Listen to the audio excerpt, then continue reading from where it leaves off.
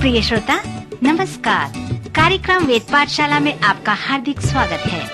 इस कार्यक्रम में हम परमेश्वर के वचन का विस्तार पूर्वक अध्ययन किया करते हैं, जो आपकी आत्मिक उन्नति के लिए लाभदायक सिद्ध होगा। तो लीजिए सुनते हैं आज का ये संदेश।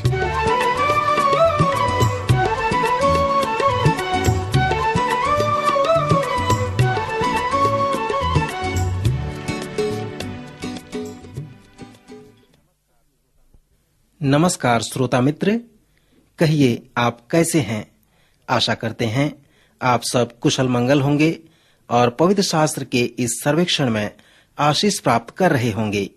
मित्र, इस अध्ययन में आप पवित्र शास्त्र के गुण बातों को समझ सकते हैं और उसे अपने जीवन में लागू करके पिता परमेश्वर से आशीष प्राप्त कर सकते हैं। आपसे विनती करते हैं कि कृपया आप अपने मित्रों को भी इस कार्यक्रम के विषय अवगत कराएं, ताकि वे भी इस अध्ययन का लाभ प्राप्त कर सकें। भजन संहिता 119 के 160 पद में पवित्र शास्त्र के विषय इस प्रकार लिखा है कि तेरा सारा वचन सत्य ही है। हाँ मित्र, मेरे लिए यह वचन ऐसा कहता है कि जब तुम पवित्र शास्त्र में आकर उसके सच्चाइयों को देखते हो तो उन सच्चाइयों की खोज करो, अर्थात दूसरे शब्दों में उसको पाने के लिए एक बड़ा संकल्प करो और उस महान सच्चाई को प्रारंभ से प्राप्त कर लो कि परमेश्वर उस विषय में क्या कहता है और उसका संपूर्ण सारांश क्या है। और उसी तरह से हम बाइबल के अन्य पुस्तकों में आए, विशेष करके नए नियम में आकर ये देखें कि उस विषय का सार क्या है। और जैसे रोमियो की पत्री और इब्रानियों की पत्रियों में इस प्रकार के खुलासा हैं, जो प्रायः बाइबल के संपूर्ण पुस्तकों में होकर चलते हैं। इन पत्रियों के प्रारंभ से अंत तक के अध्यायों में दूसरे पुस्तकों का भी वर्णन पाया जाता है। 13वीं शताब्दी तक अध्याय एवं पद नहीं आए थे। कैथोलिक कलीसिया के प्रधान, जिन्हें कारो कहते थे, उन्होंने बाइबल के अध्यायों का विभाजन किया। फिर 13वीं शताब्दी में अध्यायों से पद का विभाजन हुआ, जैसे हम आज पद और अध्याय कह सकते हैं। पौलुस प्रेरित अपने पत्रियों में ये कभी नहीं सुने थे कि पहला कुरिन्थियों 10वां अध्याय 13 पद, क्योंकि जब उन्होंने अपनी पत्रियां लिखी थीं तो वे नहीं जानते थे कि आने वाले दिनों में अध्यायों और पदों में ये बांट दिए जाएंगे। मेरे मित्र, अक्सर ये अध्याय एवं पद हमारे अध्ययन और मनन के लिए बहुत लाभप्रद होते हैं, परंतु कभी कभी ये हमारे विचारों को बहका देते हैं और पुस्तकों का लेखक जो कहना चाहते हैं उस सच्चाई से हम बाहर चले जाते हैं। इसलिए जब भी आप पवित्र शास्त्र का अध्ययन करते हैं, उस पद के आगे व पीछे देखें और उसके संदर्भ को देखें कि वचन उसमें क्या कह रहा है। कभी कभी उदाहरण देते समय या वचन बताते समय हम वचन की सच्चाई से बाहर चले जाते हैं और वचन के एक ही भाग पर प्रकाश डालते हैं, जिससे उस वचन को दूसरे रूप से समझ जाते हैं। परंतु आप इस बात पर ध्यान रखें कि जिस वचन पर आप मनन कर रहे हैं उसका संदर्भ क्या कह रहा है। हर समय आप अपने मूल पाठ और संदर्भ में बने रहें और विशेष करके ये ध्यान में रहे कि पवित्र शास्त्र वो पुस्तक है जिसके द्वारा परमेश्वर पिता हमसे बातें करता है। इसके पहले कि आप पवित्र शास्त्र को पढ़ें और उस पर मनन करें, प्रार्थना पूर्वक वचन के पास आएं, प्रभु से आत्मिक ज्ञान मांगें, तभी आप भली भांति वचन के संदर्भ को समझ सकते हैं। जिस तरह सामुएल ने परमेश्वर पिता से कहा, कह प्रभु तेरा दास सुन रहा है, अर्थात जो कुछ आप कहेंगे उसे सुनने के लिए मैं तैयार हूँ। या थोमा की तरह प्रार्थना के समय वचन को खोलें और प्रभु से ऐसे प्रार्थना करें कि प्रभु सभी वो व्यर्थ आवाज बंद हो जाए, केवल आप ही प्रभु परमेश्वर हैं। प्रभु आप मुझसे बातें करें। मेरे मित्र, इस संसार में अनेक प्रकार के आवाज हैं जो हमारे कान में सुनाई पड़ते हैं और हमारे मनन को भंग कर देते हैं। इसलिए वचन के द्वारा प्रभु यीशु मसीह की मधुर आवाज को सुनने के लिए और प्रभु के साथ संगति करने के लिए इस प्रकार के प्रार्थना करने की आवश्यकता है कि हे प्रभु, सब प्रकार के व्यर्थ आवाज को मेरी कान से दूर कर दे और केवल प्रभु तू ही अपने वचन के द्वारा मुझसे बातें कर। मेरे श्रोता मित्र, ये सब प्रकार के वृतांत जो मैं आपको बता रहा हूँ, जिससे आप बाइबल को अच्छी तरह से समझ सकते हैं, और प्रभु से मेरी प्रार्थना है कि आप परमेश्वर के वचन को अच्छी तरह से जान सकेंगे एवं आत्मिक आशीष भी प्राप्त कर सकेंगे। सो अभी तक हमने आपको पवित्र शास्त्र के भूमिका और प्रस्तावना के विषय बताया है कि पवित्र शास्त्र क्या है, इसका कैसे अध्ययन किया जाता है और हम इस संसार के महत्वपूर्ण पुस्तक का अध्ययन कैसे कर सकते हैं। यदि आप पिछले कार्यक्रम के किसी अध्ययन को नहीं सुन पाए हैं तो कृपया आप हमसे संपर्क करें। इस विषय पर बाइबल दर्शक नामक पुस्तिका की मांग करें, हम आपकी सहायता करेंगे। श्रोता, अब मैं चाहता हूँ कि हम पवित्र शास्त्र के पहली पुस्तक का अध्ययन करें, जिसे उत्पत्ति नाम से जाना जाता है।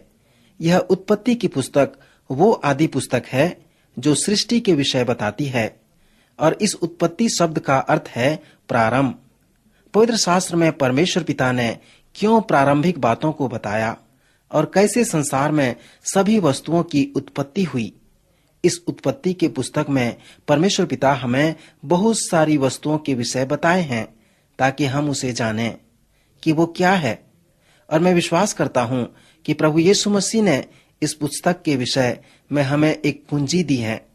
मत्ती रचित सुसमाचार के 19वें अध्याय में लोगों ने प्रभु यीशु मसीह के पास आकर उनसे विवाह के विषय प्रश्न पूछने लगे, और जब उन्होंने विवाह के विषय प्रश्न पूछा तब प्रभु यीशु ने उनसे उत्तर दिया कि यदि आप विवाह के विषय जानना चाहते हो तो आरंभ की बातों में जाकर देखो, जिसमें विवाह के विषय बताया गया है।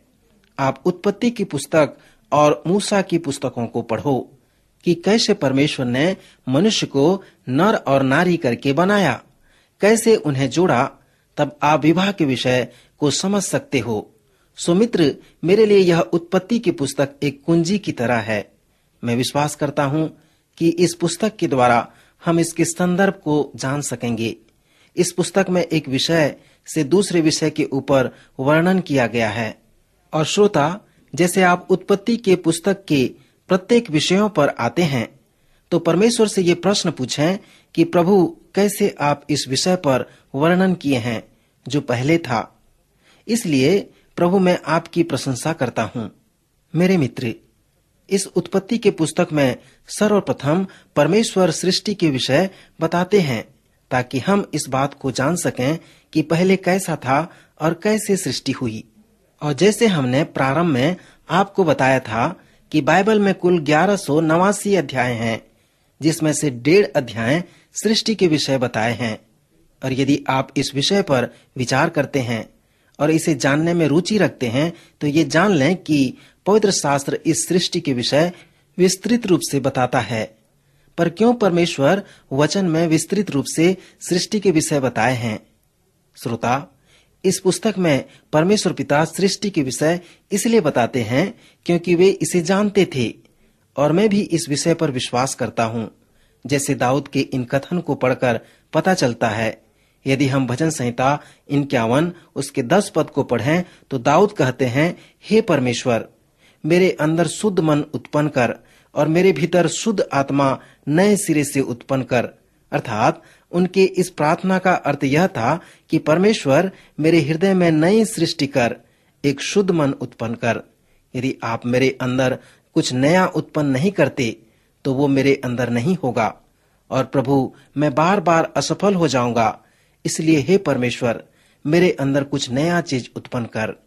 जब प्रभु यीशु मसीह नए जन्म के विषय बता रहे थे तो उन्होंने कहा, तुम्हें नए सिरे से जन्म लेना अवश्य है, क्योंकि जो शरीर से जन्मा है वह शरीर है और जो आत्मा से जन्मा है वह आत्मा है। जब प्रेरितों ने इस नए जन्म के ऊपर विश्वास किया और उसमें समर्पित हुए तो उस अनुभव को वे नई सृष्टि कहने लगे। अर्थात उन्होंने कहा कि यदि कोई मसीह यीशु में है तो वह नई सृष्टि है, पुरानी बातें बीत गई, देखो सब नई हो गई। जिन लोगों का नया जन्म हुआ है, परमेश्वर उनके हृदय में एक नई सृष्टि के कार्य किए हैं। और मित्र, यही है सृष्टि का अर्थ। और यदि हम उस सृष्टि के कार्य को अपने हृदय में होते हुए देखना चाहते हैं तो हमें इसके लिए परमेश्वर के पास जाना होगा। फिर उत्पत्ति के 3 अध्याय में परमेश्वर पिता पाप के विषय में बताए हैं। फिर 4 अध्याय में आप पाप के घोर विरोध को देख सकते हैं।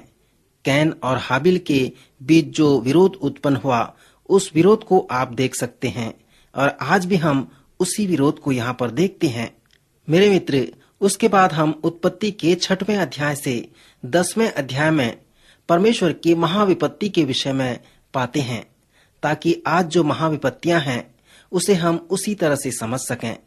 परमेश्वर ने संपूर्ण संसार को जल प्रलय से नाश कर दिया।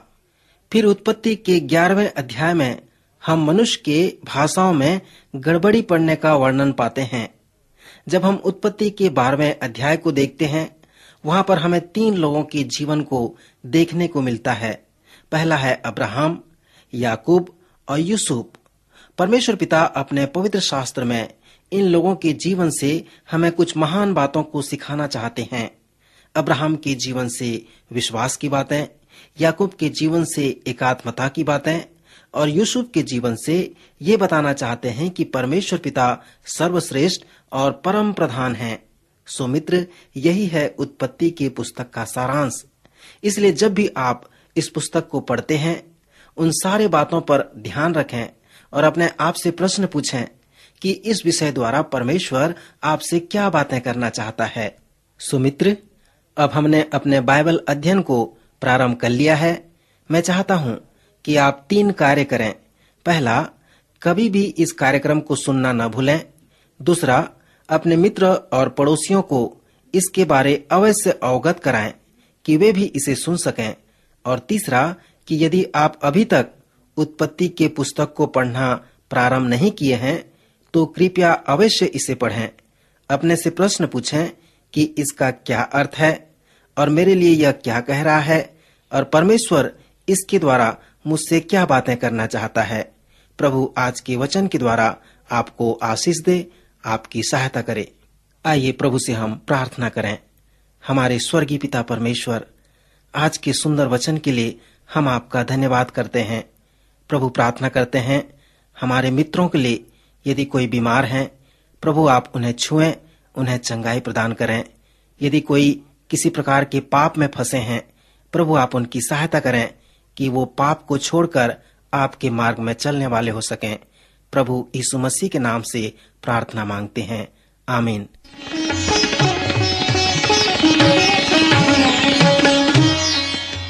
अभी आप सुन रहे थे कार्यक्रम वेद पाठशाला।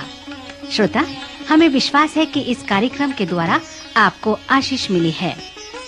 यदि इस कार्यक्रम के विषय में अधिक जानकारी प्राप्त करना चाहते हैं या बाइबल अध्ययन से संबंधित कोई प्रश्न हमसे पूछना चाहते हैं, तो आप हमें इस पते पर लिखें।